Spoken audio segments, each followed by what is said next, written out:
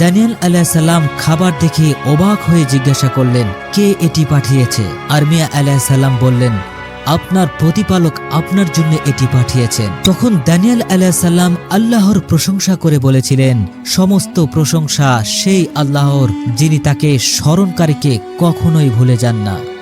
কিছুকাল পর বখতিনসর যখন দেখতে চাইলেন দানিয়াল গর্তের মধ্যে জীবিত আছে নাকি মারা গেছে, এরপর বখতিনসর যখন গর্তের কিনারে এসে দেখলেন দানিয়াল আলাইহিস সালাম জীবিত আছেন এবং সিংহগুলো তার পায়ের কাছে শুয়ে আছে, তখন তিনি অত্যন্ত বিস্মিত হন। তিনি বুঝতে পারেন দানিয়াল আলাইহিস সালাম আল্লাহর একজন বিশেষ নবী।